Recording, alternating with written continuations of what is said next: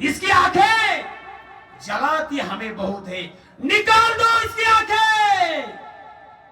अरे ऐका, आतापर्यंत यानं राजवस्त्र राज अलंकार घातले असतील, आतापर्यंत घोड्याच्या हत्तीच्या पालखीतनं राजा म्हणून मिरवला असेल, आतापर्यंत याने याच्या खांद्यावरती मराठी मुलखाचं तख्त पेललं असेल, आता याला विदूषकी झबले घाला, याच्या डोक्यावर घुंगरू असलेली टोपी घाला, आता याच्या खांद्यावरती तख्ता कुला ठेवा, याला मारलेल्या उंटाच्या पाठीवरती बसवा आणि निघाली धिंड राजाची. ऐका, संभाजी राजाची धिंड निघाली महाराज. दारू पिलेला उंट आहे, त्यावर संभाजी राजा आहे. कुणीतरी यायचं संभाजी राजावरती थुकायचं, कुणीतरी यायचं तलवारीची रेषा राजांच्या अंगावरती उमटवायचं, कुठून तरी दगड यायचा धाप राजांच्या छातीवरती बसायचा. ऐका महाराज, इतक्या वेदना छत्रपती संभाजी राजांनी सहन केल्या. वधस्तंभाला वढू तुळापूर आळंदीच्या पुढे गेल्याच्या नंतर संभाजी राजांचं बलिदान ठिकाणी, त्या ठिकाणी संभाजी राजांना बांधण्यात आलं. सजेचा पहिला अंमल सुरू झाला. सजा होती डोळे काढण्याची. एक हापसी हातामध्ये लालगुंद तापलेल्या तप्त सळाया घेऊन आला. सळाया धुरांचे रेषा हवेत सोडतात. हापसी संभाजी राजाच्या जवळ आला. संभाजी राजांनी मिटले नेत्र. आता संभाजी राजांना दिसू लागले गडकोट किल्ले, आऊसाहेब, आबासाहेब. याच डोळ्यांनी इशारती केल्या आपल्या मावळ्यांना. अरे याच डोळ्यांनी स्वप्न पाहिले स्वराज्य स्थापनेचे. जाणार आता डोळे, डोळे गेले बंद आणि तोंडात शब्द आला जगदंब जगदंब जगदंब. चरदिशी सळया गेल्या आत आत आत आणि उरल्या फक्त काळ्या किविन्न खोपण्या. चरदिशी सळया पुन्हा आल्या बाहेर.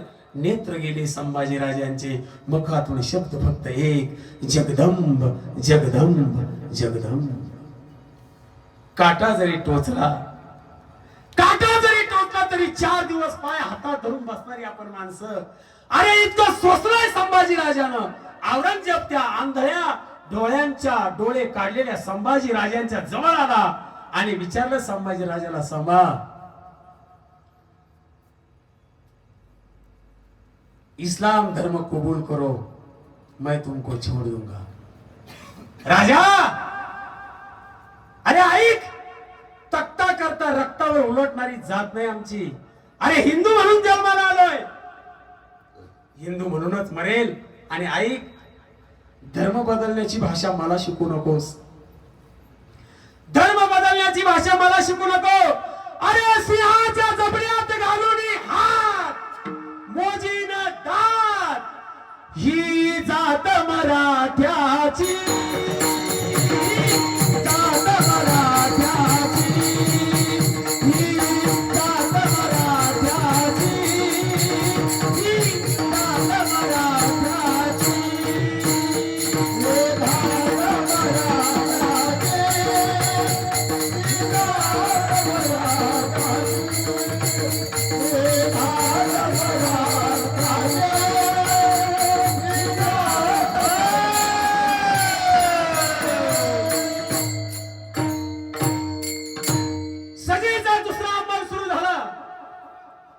सजा होती जीभ कापायची. हातामध्ये सांडशी घेऊन हापसी आला. महाराजांनी तोंड केलं बंद. महाराजांचं तोंड काय उघडत नाही, महाराजांचा जबडा काय उघडत नाही. अरे उघडे कसा जबडा? अरे सिंहाच्या छाव्याचा जबडा आहे तो. कुणीतरी डोक्यावरती प्रहार केला तरी जबडा उघडला नाही. कुणीतरी नाक बंद केलं, श्वास घेण्यासाठी जीव गुदमरला. महाराजांचं तोंड उघडलं, सांडशी गेली आत, जीभ ओढली बाहेर, तलवार आली, जीभ संभाजी राजांची समोर पडली. तोंडातून रक्त ओघळलं, लाळ ओघळली आणि अंतकरणामध्ये जप संभाजी राजा करतात, जगदंब जगदंब जगदंब. इतके हाल संभाजी राजांना सोसलेले ना धरा कशा करतात. अरे मराठी मुलकासाठी माझं तर असं मत आहे महाराज, महाराष्ट्रातल्या माणसाचा कुणाशी कधीच वाद होऊ नये. हे वाद करण्याकरता संभाजी राजानं का आपलं बलिदान दिलं का? चला, सजेचा 3रा अंमल सुरू झाला. सजा होती हाताची पायाची नख काढण्याची.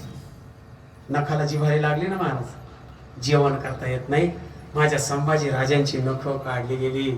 इतकंच नाही, संभाजी राजाच्या अंगावरचं कातड काढण्यात आलं आणि कातडं काढलेल्या संभाजी राजाच्या अंगावरती मिठाचं पाणी ओतण्यात आलं. 40 दिवस, एक नाही, दोन नाही, तीन नाही, 40 दिवस संभाजी राजांच्या हातोनात हाल करण्यात आले.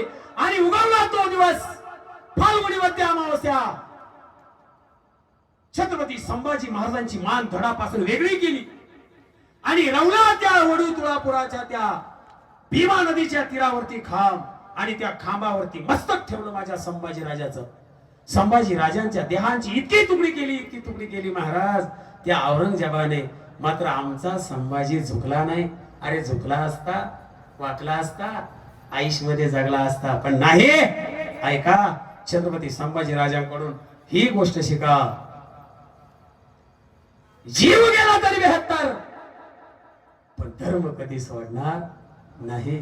ही शिकवण राजाला कोणाकडून मिळाली हो? ही शिकवण राजाला कोणाकडून मिळाली? ऐका, काळ्या रात्री तळपत होत